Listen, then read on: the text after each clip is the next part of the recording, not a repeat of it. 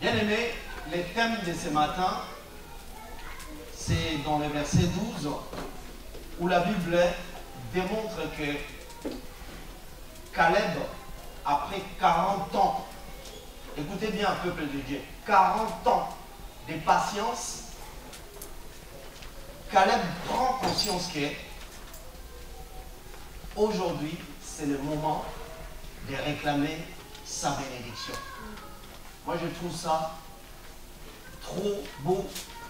Je trouve que cet homme-là, à 45 ans, a eu la promesse de Dieu au travers de l'homme de Dieu qui était Moïse. Mais il était toujours là, derrière Josué, parce que c'est lui qui a pris les relais pour amener le peuple de Dieu dans ce qu'on appelle Canaan, qui est la terre promise. J'ai envie de te dire ce matin que Dieu t'a fait des promesses. La Bible déclare que ces promesses sont oui et amen. Est-ce que quelqu'un peut acclamer Yeshua? Est-ce que lui ne chante pas? Alléluia. Et j'aimerais, bien aimé, que chacun de nous prenne conscience qu'il faut réclamer cette montagne. Seigneur, donne-moi ma montagne. Alléluia. Dis à ton frère et ta sœur, donne-moi cette montagne-là, Seigneur. Que le Seigneur me donne cette montagne. 40 ans après, Caleb n'a pas failli dans la foi.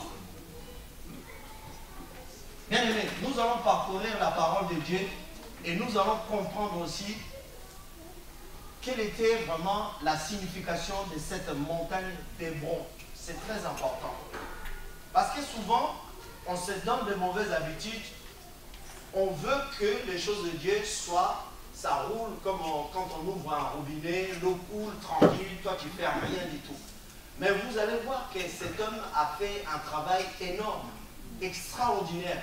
En termes de foi, il est resté toujours d'aplomb pour attendre le moment de Dieu. Mais quand il a compris que c'était le moment, alors il dit, l'homme de Dieu, tu sais que quand on était avec Moïse, parce que Caleb faisait partie des 12 espions, si vous voulez. Amen. Hein? Et ces jours-là, il dit, le moment est arrivé.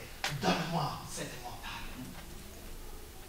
Dieu a envie que chacun de nous prenne conscience de toutes les promesses accomplies sur la croix du calvaire à Golgotha, où notre Seigneur, le Dieu Tout-Puissant, a dit lui-même, il dit, Père, tout est accompli.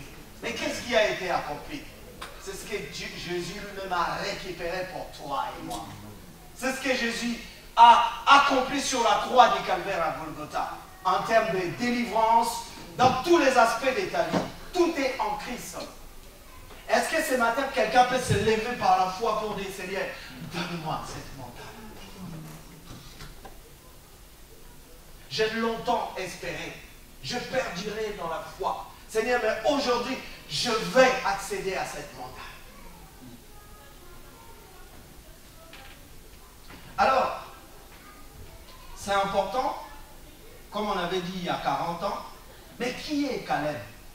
En réalité, qui est cet homme-là, Caleb? C'est important de considérer justement l'origine de cet homme. Parce que dans la Bible, il y a des fois, il y a des mots, il y a des phrases. Nous ne sommes pas là pour donner à tous ces mots des définitions qui viennent de nos pensées. Il faut toujours donner à tous les mots, toutes les phrases qui sont dans la Bible, une définition théologique. Ça veut dire selon la pensée de Dieu. Est-ce que quelqu'un comprend quelque chose ici? Ben oui, c'est très important. Caleb a un nom. Mais en réalité, qui est Caleb?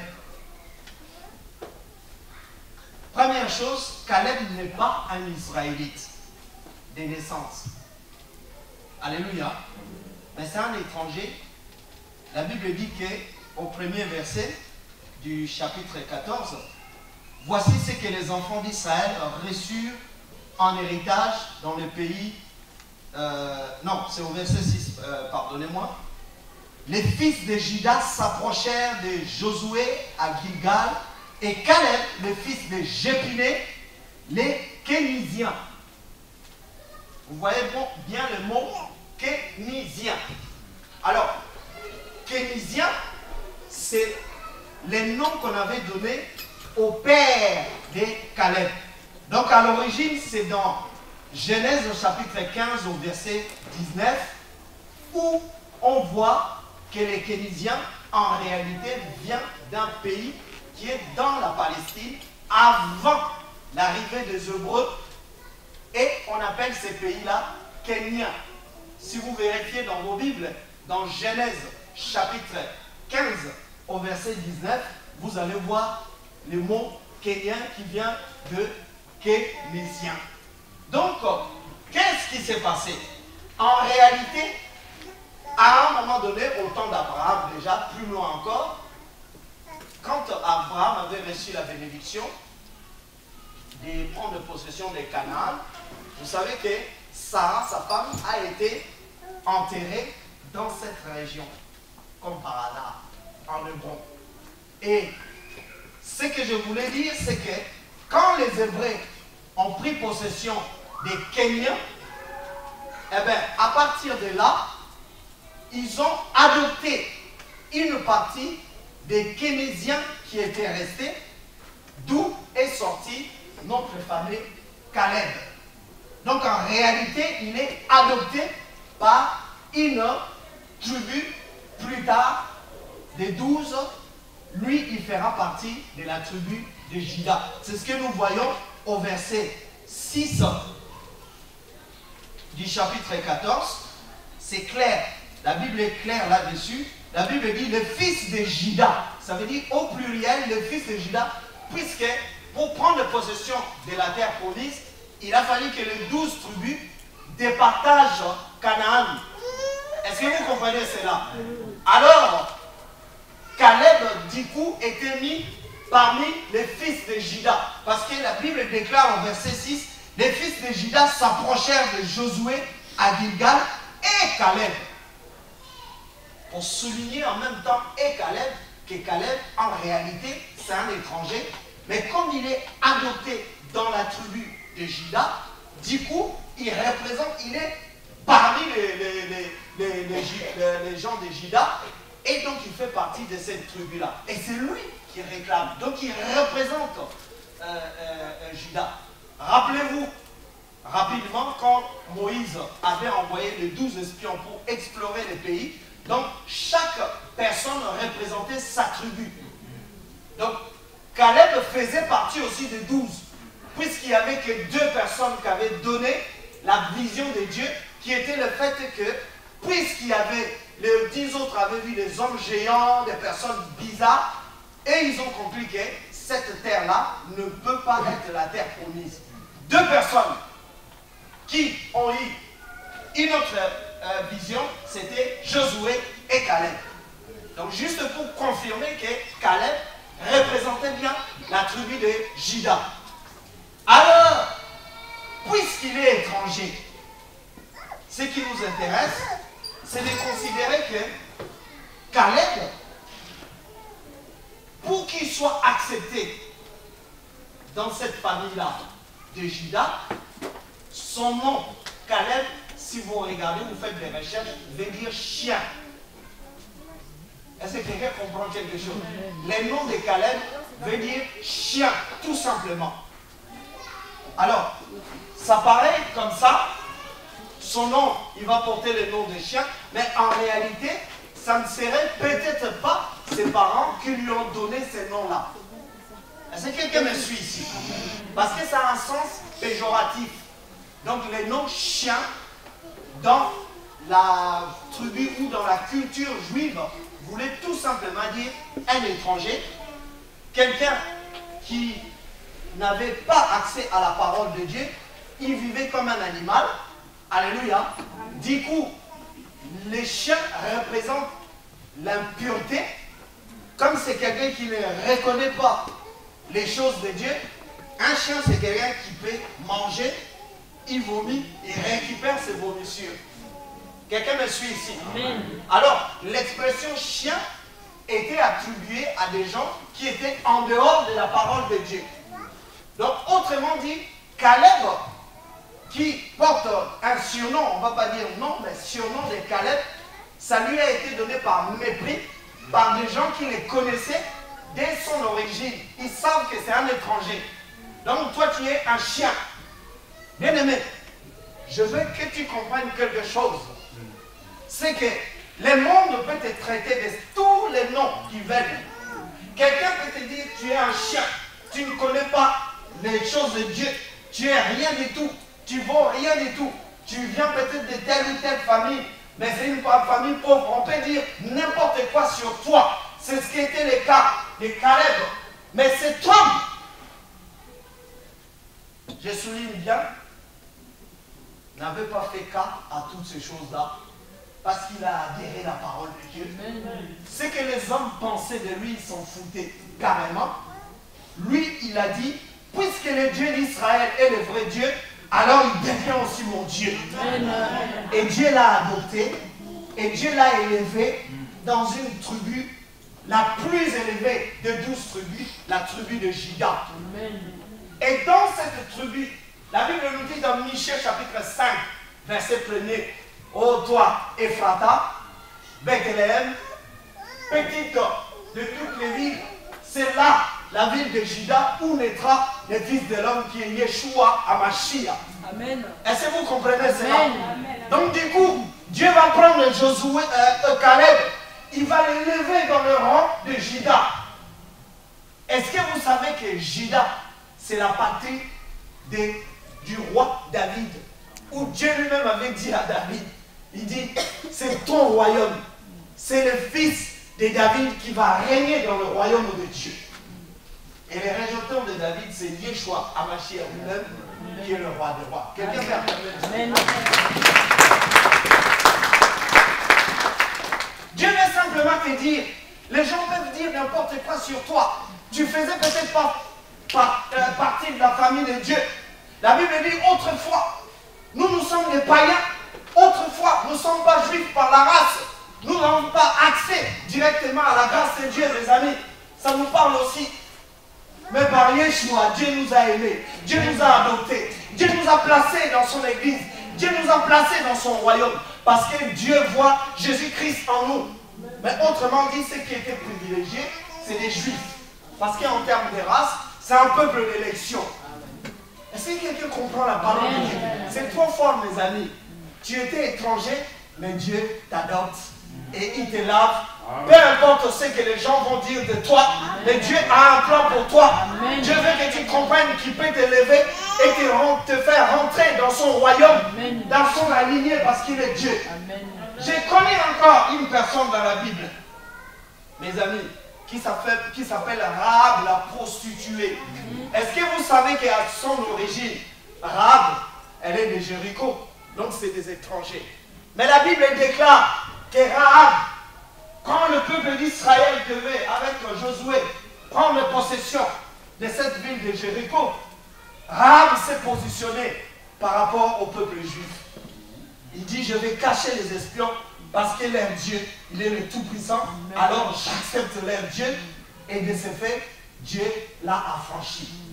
De la même façon, Caleb, dès le départ, il sait qu'il est étranger. Il sait qu'il n'a pas accès à la présence de Dieu. Il sait que de sa race, il n'est pas vraiment un juif. Mais il a considéré le Dieu Tout-Puissant. Il dit, moi je vais rentrer par la foi. Moi je vais comprendre que le Dieu là, il est aussi mon Dieu.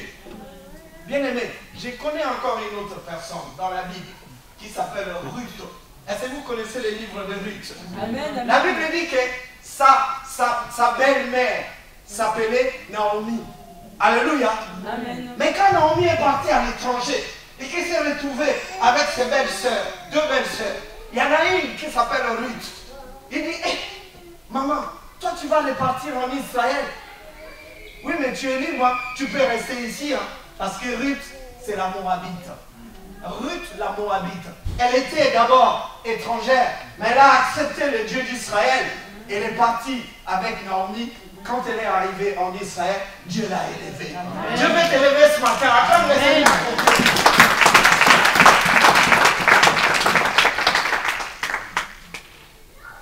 Caleb, un chien. Bien aimé, je vais te dire aussi, Les gens vont te traiter de chien. Tu ne vaux rien, tu ne réussis pas, tu ne te marieras pas, tu n'auras pas de papiers, tu n'auras pas des enfants, tu n'auras pas ceci, cela. Parce que tu ne vaux rien du tout. Mais je vais te dire une chose. On a dit toutes ces choses-là par mépris à Caleb. Mais quand Caleb a regardé la parole de Dieu, Caleb a compris que l'homme a été créé à l'image de Dieu. Je ne suis pas un chien, je suis un homme. Amen. Dis à ton frère et ta soeur, tu n'es pas un chien, tu es un homme.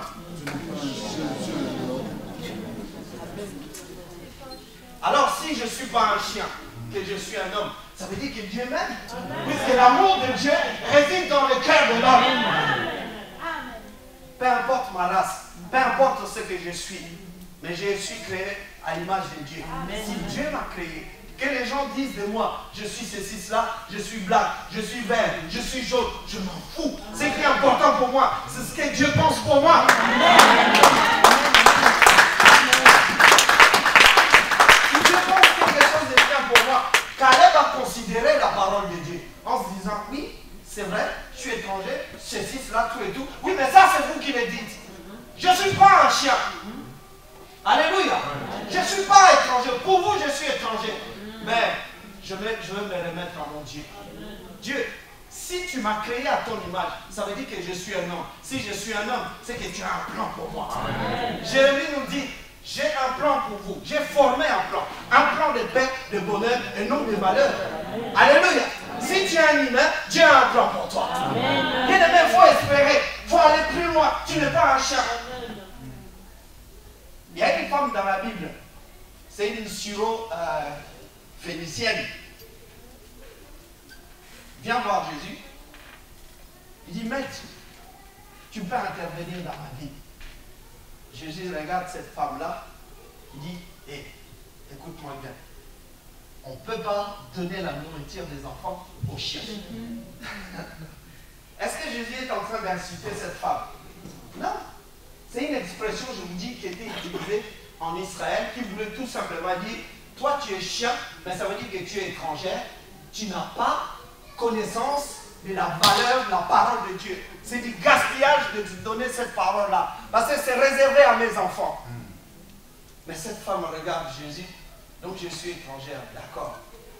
Mais les chiens, ils peuvent se contenter des miettes qui tombent aussi sur la table. Oh, j'ai dit ça veut dire. Ça veut dire. Elle a compris cette femme-là, elle a été motivée. Mes amis, non, positionne-toi par rapport à la parole de Dieu. Peu importe ce que les gens vont dire de toi. Les gens disaient des choses sur cette femme-là. Non, mais tu es une chienne. Toi, tu peux pas, toi, tu peux pas. Mais elle fait comprendre au Seigneur que oui, je peux. Même les miettes. Parce que moi aussi, je considère ta parole. Moi aussi, j'aime ta parole. Est-ce que quelqu'un aime la parole de Dieu? Acclame le Seigneur pour Dieu.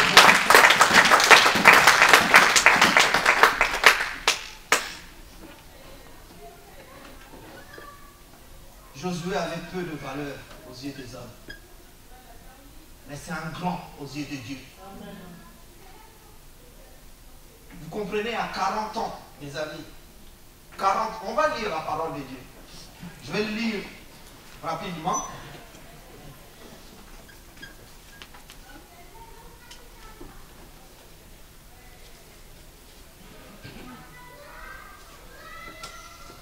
Au verset 9.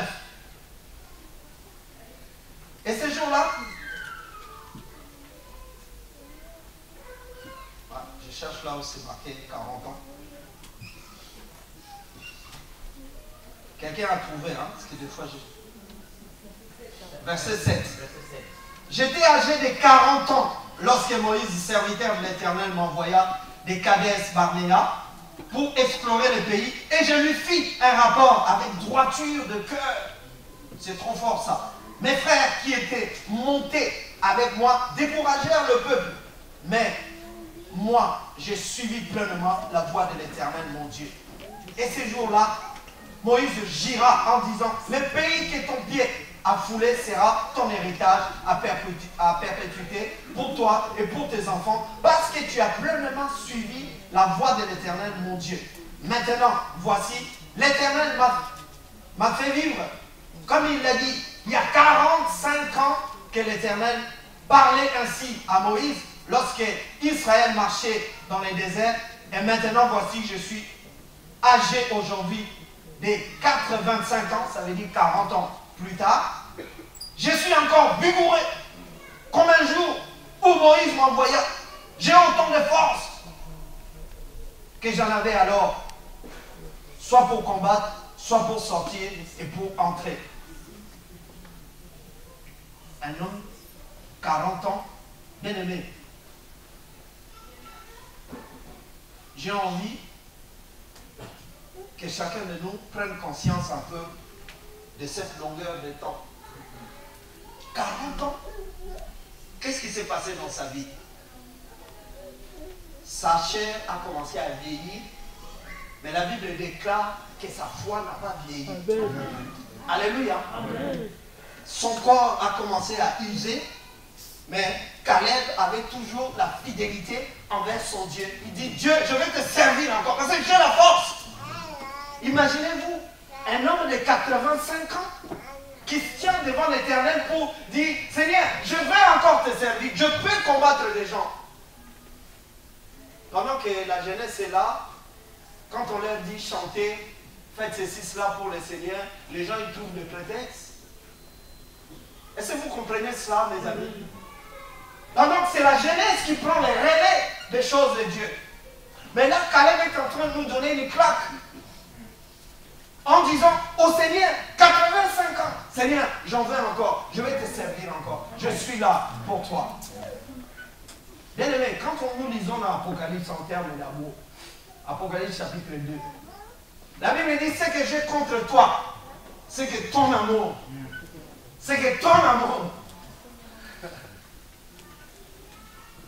ton amour a diminué pour moi. Il faut revenir au premier amour. Dis à ton frère et ta soeur, reviens.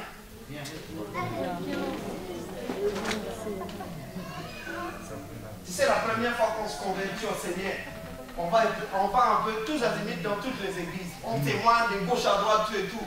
C'est la joie, les ailes de l'évangile qui ronge notre cœur. On raconte à tout le monde. Mais observez la personne. À un moment donné,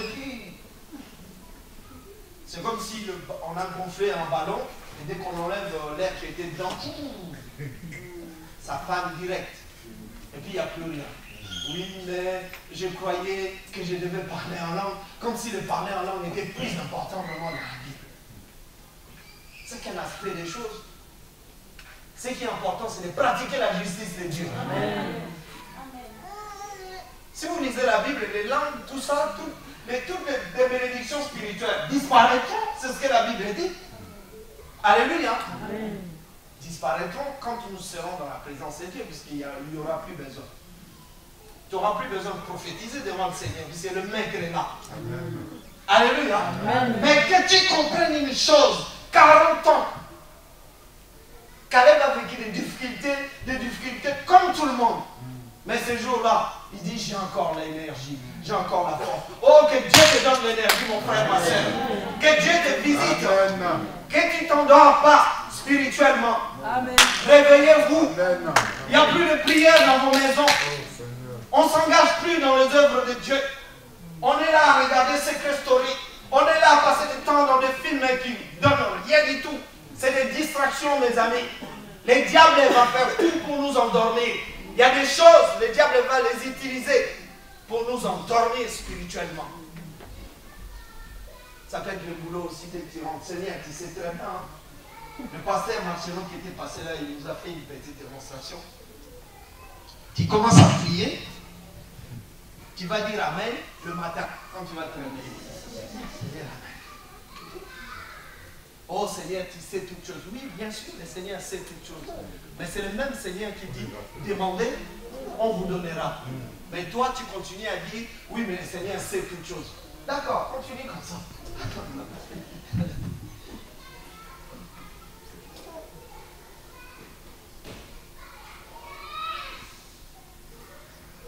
Bien aimé, je vous ai dit que Caleb faisait partie aussi de 12 tribus. Vous vous rendez compte, l'étranger que Dieu a élevé, qui représente la tribu de Juda. Mais il a côtoyé, par exemple, Ruben, Siméon, parce que vous avez 12 tribus. Issachar, Nephtali. Est-ce que vous comprenez cela?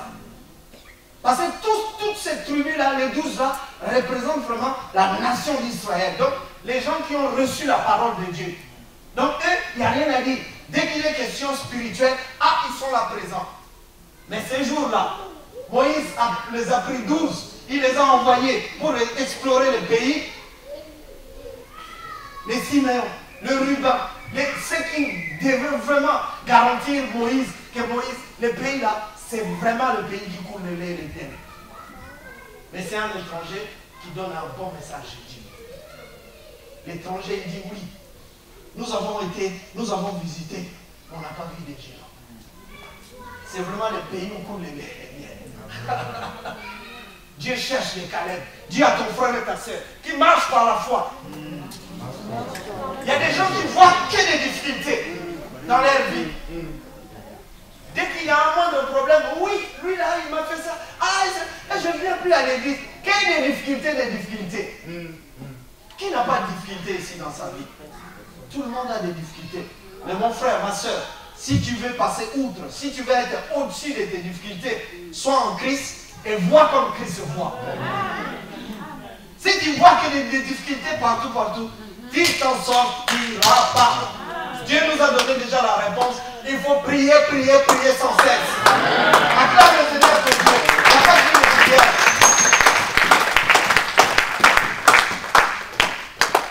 Mais par contre, dès qu'il y a des hommes de Dieu, cet homme-là, il est vaillant. S'il prie pour toi, tu tombes par terre. Là, on court. Parce qu'on ne veut pas s'investir dans la foi, dans la prière. On ne veut rien faire. Mais la Bible déclare que les justes vivront par la foi. C'est par la foi dans la présence de Dieu, pas autrement.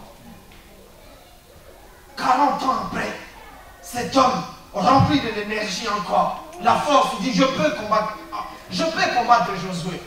Donne-moi cette montagne. Donne-moi la montagne. Alléluia. Oh non, Dieu a besoin que quelqu'un s'élève par la foi pour dire, Seigneur, tu as tout accompli sur la croix.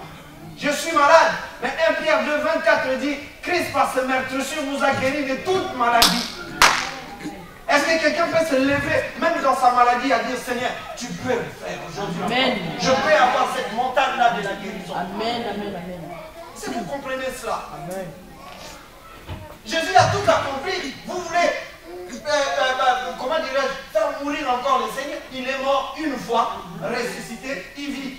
Pour moi, quelqu'un qui est ressuscité, il vit. Vous êtes d'accord avec moi? Regardez vos dictionnaires. Les mots résurrection veut dire passer par la mort et revenir à la vie. Notre Seigneur est vivant. Acclame le Seigneur.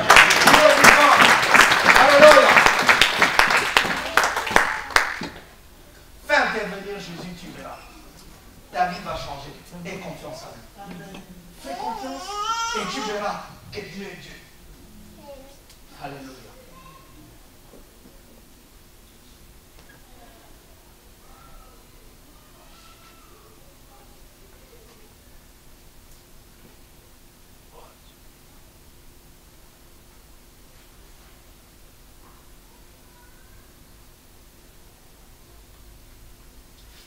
Ce que je voulais dire, on va relire le verset 12. Encore. Pour définir la montagne que Josué est en train de demander. C'est très important. La Bible nous dit au verset 12,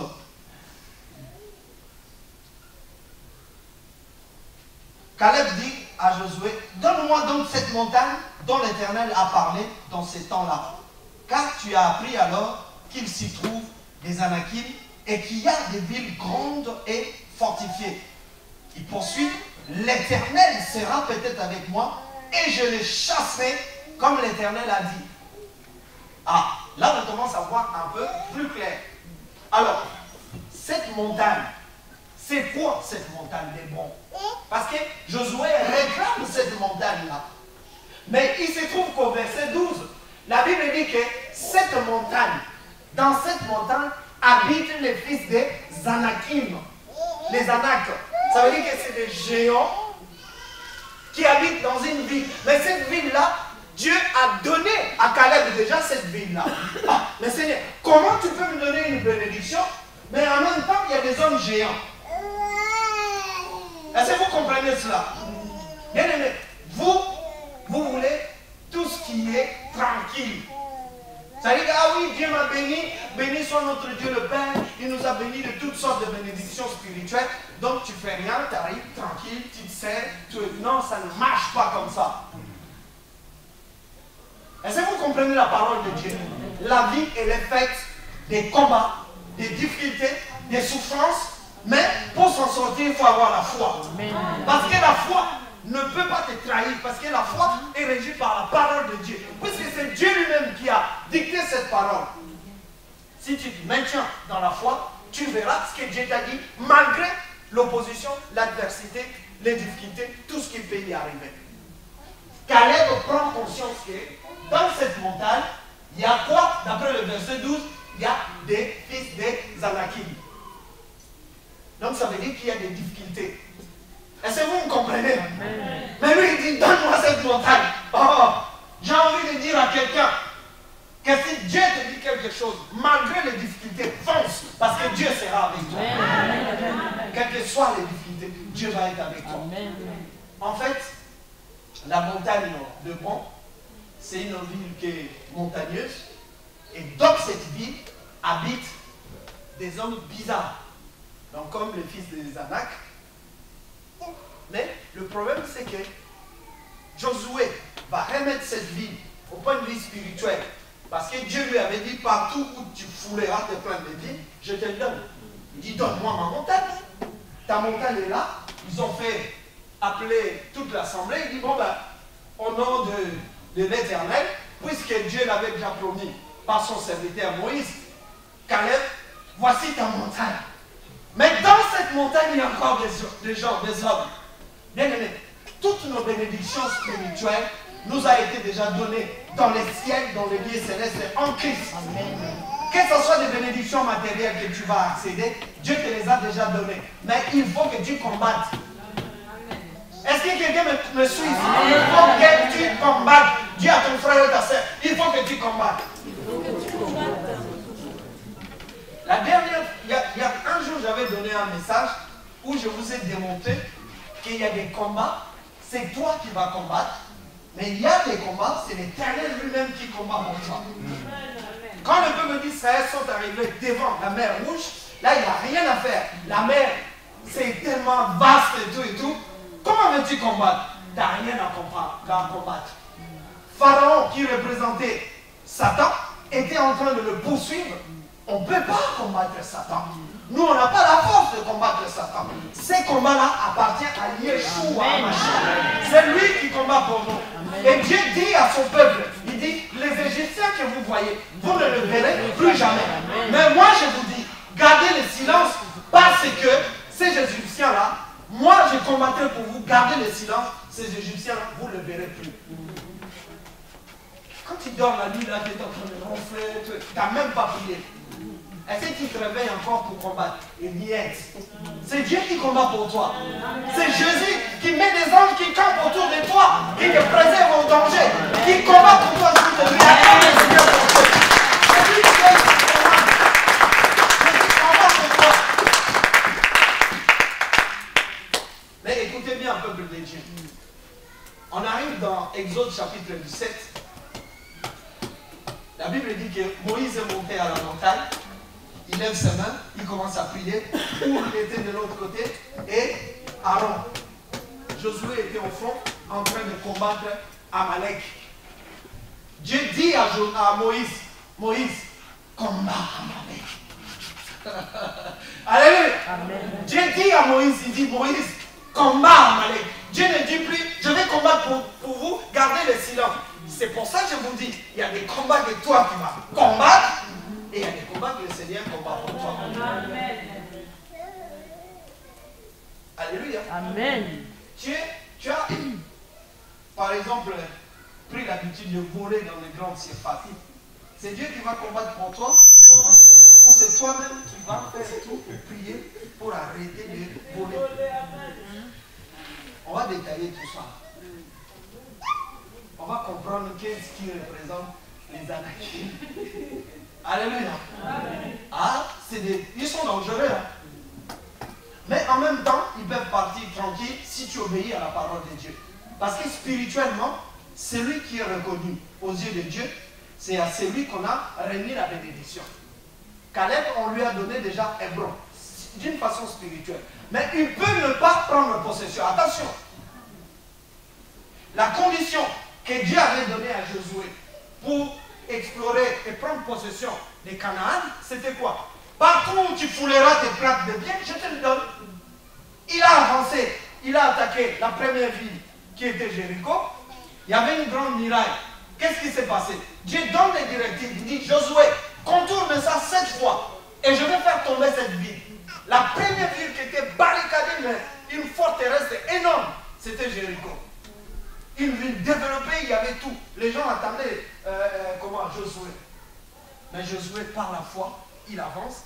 Il n'a pas envoyé des missiles ou quoi que ce soit. Non, il a ceinturé seulement. Il a fait le tour 7 fois. Et 7 fois, c'est les chiffres de Dieu. Quand ils ont fait le tour 7 fois, le mur, c'est l'Éternel qui fait le miracle dans notre vie. Fais confiance à Dieu. Dis à ton frère, fais confiance à Dieu. Alléluia.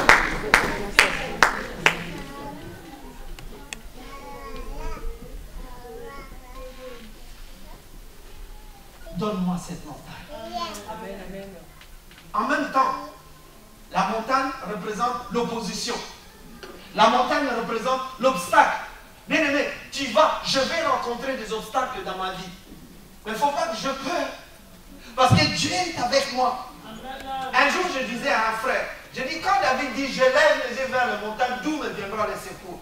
Imaginez que quelqu'un il y a un obstacle, il ne sait pas ce qu'il y a derrière. Eh bien, dans la prière, Dieu t'élève sur la montagne. C'est-à-dire, tu ne pries devant la montagne, mais quand tu pries, Dieu t'élève littéralement au-dessus de cette montagne, en haut de cette montagne, et tu vois du coup ce qui se passe de l'autre côté. Ça symbolise la prière. Quand David dit, je lève les yeux vers la montagne, c'est vraiment une vision spirituelle pour dire que, Seigneur, je ne sais pas ce qui se passe de l'autre côté, je ne sais pas ce qui est caché, je ne vois pas mes ennemis, mais quand je prie, Seigneur, je vois comme toi tu vois. Parce que Dieu est au-dessus. Nous, on est là. Donc Dieu voit, sa perception n'est pas pareille que nous. Est-ce que vous comprenez ça? Donc du coup, quand je prie Dieu, je vois même ce que je ne voyais pas avant. Parce que Dieu me lève. Est-ce que vous comprenez? Amen. C'est ça que Dieu veut que tu comprennes. Il y aura de l'opposition, il y aura des obstacles. C'est pour ça que je vous ai dit que dans la vie de tout un chacun, il y aura toujours de l'opposition et des obstacles. Mais il faut que tu sois comme Caleb. Dis à ton frère et ta soeur, sois comme Caleb.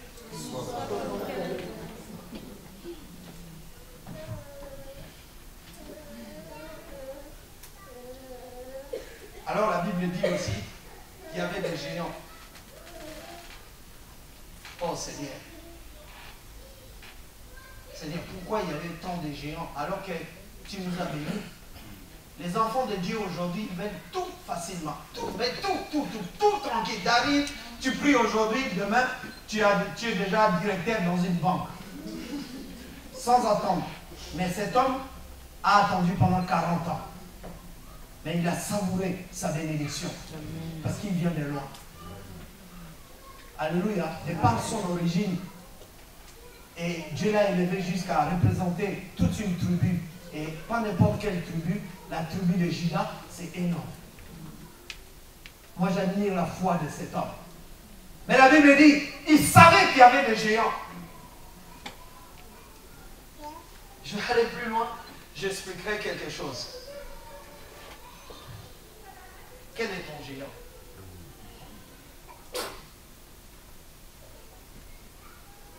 Il faut qu'à un moment donné dans ta vie, que tu comprennes qu'il y a des géants.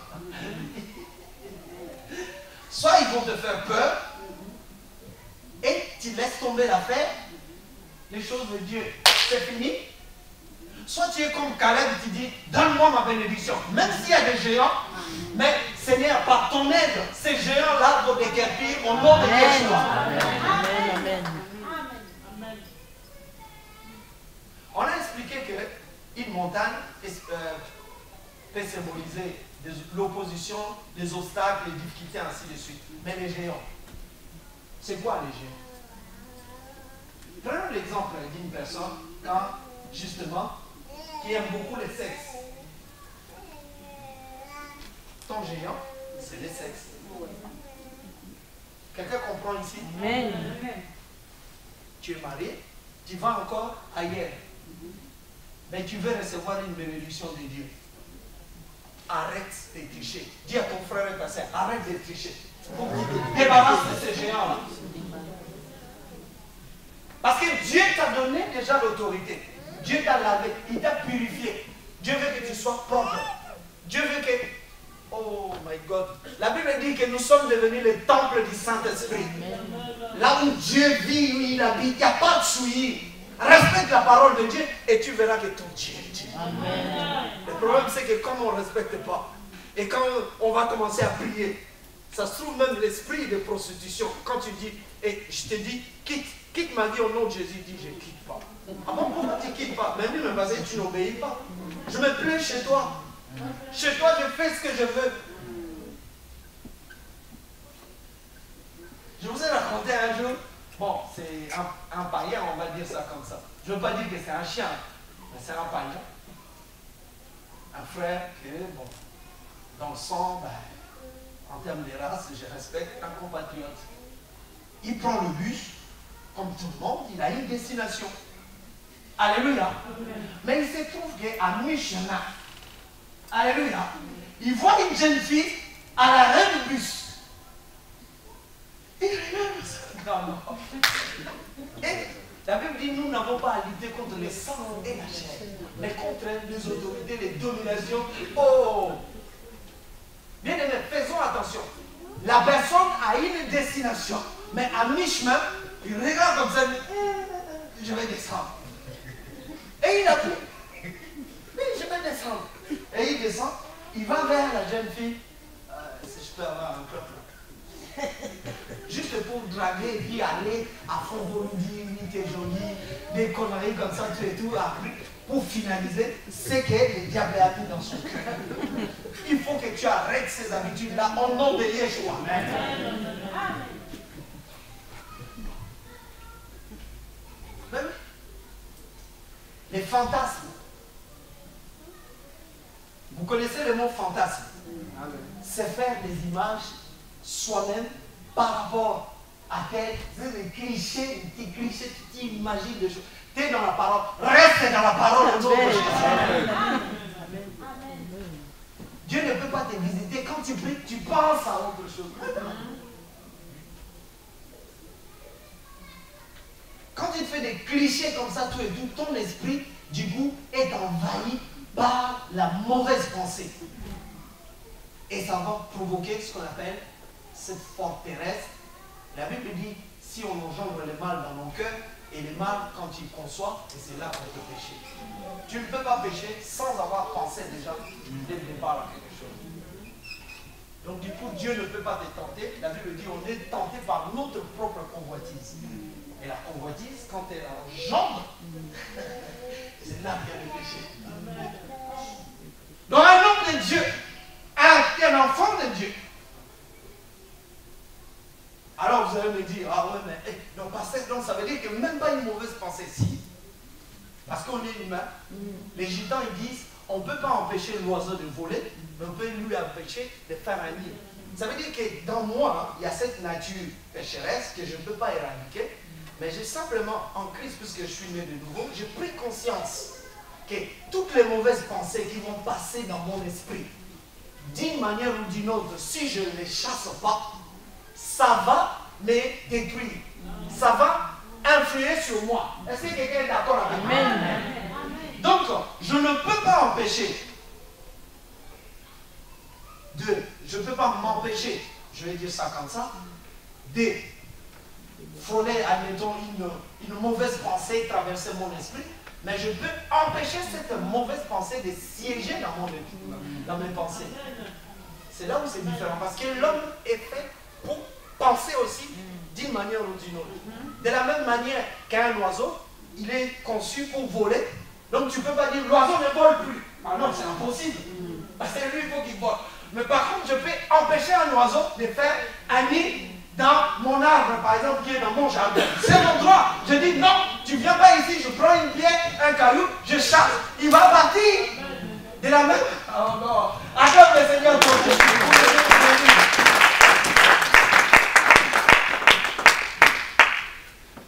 Les géants de l'argent. Le pasteur, il va finir là, il va bientôt être fini là. Moi j'ai un business là. J'ai un business là. J'ai un coup de fil à donner. Midi pile, il faut que je sois. Non, il faut que je. La Bible dit l'argent, l'amour de l'argent est la racine de tout le monde. Tu peux avoir besoin de l'argent, mais pas aimer l'argent plus que le Seigneur. Parce que la Bible dit tu aimeras ton Dieu de tout ton cœur, de toutes tes forces, de toutes tes pensées et ton prochain comme toi-même. Tout ce que tu aimes plus que Dieu devient péché. C'est pas moi qui le dis, mais c'est démontré dans la Bible. Donc Dieu va être préféré premièrement par rapport à toute autre chose. C'est ça que ça veut dire. Si quelqu'un n'aime pas son père ou sa mère, le mot haïr, il ne faut pas le prendre dans la définition haïr au sens littéral, j'ai aimé ma mère. Non. Jésus voulait dire, parce que dans la tradition grecque, le mot haïr veut dire simplement préférer. Si quelqu'un ne préfère pas plus que ses parents, alors il ne peut pas être mon disciple. Parce que sinon Jésus va aller à l'encontre de la doctrine de l'amour de son prochain. Parce que ma mère, c'est aussi quelque part mon prochain. Est-ce que vous comprenez? Le mot, c'est préférer. Alléluia. Si quelqu'un préfère Jésus plus que sa mère, là, c'est bon. On ne parle pas des mots haïs. Est-ce que vous avez compris là? L'amour de l'argent. Tiens, les géants cachés. Il y a des géants qui sont visibles, mais il y a des géants qui sont cachés. Des péchés mignons qu'on fait soi-même. Le pasteur n'est pas au courant. Tant que les hommes de Dieu ne sont pas au courant. Papa Prive n'est pas au courant. Hein? C'est ça. Mais oui. Ah non. Ça je veux dire. Toi, tu as été dire. Donc, tu as été voir le pasteur. Donc, tout ce qui se passe à la maison, tu racontes au pasteur. C'est ça. Mais il y a des choses qu'il faut cacher. C'est comme ça que les couples parlent. Je te dis, ça me concerne. Il y a des choses qu'il faut cacher. C'est vrai. Si vous avez opté pour prier, tout et tout, vous êtes un couple qui est solide, vous pouvez faire le point, priez pour cette situation-là, c'est bon. Je vais vous démontrer qu'à la fin, ce que tu ne chasses pas va rester dans toi et va te combattre. Est-ce que vous comprenez cela? Un problème qui n'est pas éradiqué, ma soeur, c'est un problème qui subsiste. C'est un peu comme ce qu'on appelle en théologie la doctrine de levain. Le levain, ça parle de levis, ça dit que ça gonfle la pâte, ça fait gonfler une pâte. Et ce qui se passe, c'est que quand on prend une orange qui est pourrie, on met ça avec le bon, ça va engendrer. Et pour arrêter le processus, il faut enlever juste celle qui n'est pas bonne. Alléluia. Un problème qui n'est pas traité restera toujours. C'est comme un arbre. On veut faire style que, ah oui, bon, ça y est, le problème, on l'a enlevé. On sait bien que pour que l'arbre n'existe plus, il faut aller à la racine. Détruire la racine, l'arbre va tomber, ça portera plus de mauvais fruits. Mais tu es en train de monter juste les arbres, les branches, tu arranges bien. Pour un temps, oui, ça va donner l'impression que ah ouais, le problème il est parti. Mais le problème il demeure. Alléluia, peuple. Amen. Il y a des géants qui sont cachés. Amen. Nous venons à l'église. Mais il y a des choses que nous faisons. Nous savons que le Seigneur nous attend là. C'est un géant. Et ces géants-là, la Bible dit que Caleb a chassé les Anakim. Les fils des Anakim, il les a chassés. Parce que s'il ne les avait pas chassés, il allait vivre avec eux. Et s'il vit avec eux, ils vont leur pourrir la vie. C'était une instruction de Dieu Tu vas chasser les Anakim. Alléluia. Malheureusement, on vient à l'église, on a des problèmes, des rancœurs. Tel frère, je ne veux pas lui parler. Lui là, tout et tout. Bien aimé, je suis en train de te dire, pour nous aider, si tu as un problème, ou tu ne veux pas faire confiance à une sœur, parce que la démarche, on peut le faire de plusieurs manières. Soit tu trouves un frère ou une sœur dans l'église, ou alors des anciens, ou alors le pasteur. Si un problème te dépasse, va voir cette sœur-là, vous rentrez dans la prière.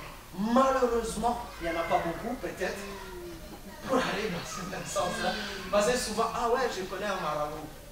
Il est fort, il est fort. Non, la parole de Dieu, c'est pas mauvais, hein. On peut écouter, on peut aller au... Moi, je te dis, les marabouts aussi, mais non, ils ont reçu une grâce de Dieu, mais je te le dis. Donc, on peut filer des idées comme ça, tout et tout. Or, une sœur qui a fermé en Christ, si tu partages avec elle, justement, tes difficultés, vous allez rentrer dans la prière. La Bible dit, si Dieu s'accorde pour demander quelque chose, on demande Yeshua, je vais le faire. Il faut prendre Dieu au mot. Dieu a dit, c'est pas moi, ça ne vient pas de moi. Je m'accorde avec ma soeur parce que Dieu a dit, c'est un principe, c'est une promesse, c'est dans Matthieu. Je m'accorde par la prière. Et quand nous prions, ça va bouger. Alléluia, peuple de Dieu. Alors, ces géants-là, c'est peut-être un problème personnel, tu veux en parler à personne. Mais ce que je suis en train de te dire, si tu ne fais vraiment confiance à personne, viens voir un pasteur. Il ne faut pas rentrer dans des... Oui, après on va parler avec qui? C'est ton problème, ça te concerne toi. Le pasteur, normalement, dans le processus de déontologie, ce qu'on appelle la relation d'aide, le pasteur n'est pas là pour divulguer les cas des gens. Ça, c'est détruire l'église.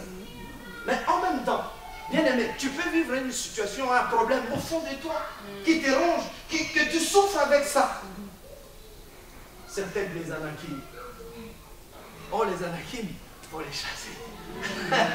Alléluia. Amen. Et vous allez devenir comme Richard Chamberlain. Quand j'étais dans le monde, je regardais une série, les oiseaux se cachent pour mourir. C'est-à-dire que dans ce problème-là, en secret, tu vas vivre. Parce que lui, il avait une relation avec une... Parce que c'était un prêtre. L'histoire, c'est qu'il a une relation avec une femme. Et petit à petit, ça détruit sa vie. Est-ce que vous comprenez cela? Donc tu vis avec un secret. Parce qu'un prêtre, on ne peut pas savoir ce qu'il fait, mon frère. Alors du coup, on a des petits problèmes comme ça de gauche à droite où on vit avec ça. Mais on vient à l'église. On prie aussi Dieu. Mais les Anakim sont là. Alléluia. Mais comme les Anakim ne sont pas partis, tu n'oses pas en parler. Hein? C'est ça. C'est ça. Tu n'oses pas en parler parce que on va savoir. Dieu fait grâce aux humbles, mais il résiste aux orgueilleux. Bien aimé, fais-toi petit à un moment donné. Dis-toi que c'est le moment. Peut-être que ça va changer ma vie. Parce que Dieu va être avec moi. Les serviteurs de Dieu vont prier pour moi. Dieu va m'aider. La Bible dit dans chaque, si vous êtes malade, si vous souffrez, s'il y a des problèmes, allez à l'église, voir les anciens. Si vous avez commis un péché, on priera pour la personne et la personne sera guérie. Mais c'est à l'église que ça se passe, mes amis. Ne souffre pas dans tes problèmes. Viens. On peut parler, on va rentrer dans la prière.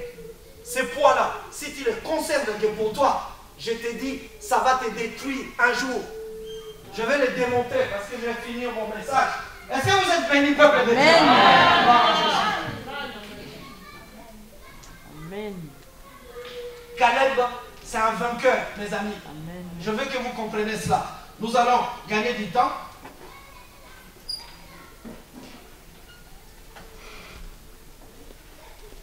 Nous allons lire Josué chapitre 15, toujours chapitre 15. Je vous lis versets 13 à 14.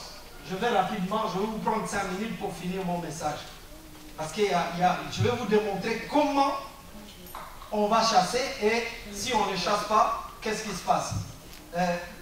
Verset 13 du chapitre 15 à 14. Je lis. au verset 13. On donna à Caleb, fils de Jephuné, une part au milieu des fils de Juda, comme l'Éternel l'avait ordonné à Josué. On lui donna à Kirja, Arba, qui est Hébron. Donc la montagne d'Hébron, c'est le titre de notre message. Arba était le père d'Anak.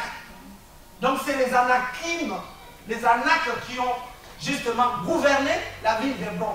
Maintenant Dieu a donné ça à qui? À Caleb. Mais Caleb, pour qu'il soit bien, il faut qu'il chasse les Anakim. Alléluia. Amen. Et la Bible nous dit, au verset 14, Caleb, en chassant les 3 fils d'Anak, Sheshai, Aïman et Talmaï, enfants d'Anak. Bien-aimé, dis à ton frère et ta soeur, chasse ces géants-là. On a expliqué les géants. Pour toi, ça peut être un esprit de colère. Il y a des gens, quand ils se mettent en colère, ça devient comme des lions. Ah, je t'ai mangé.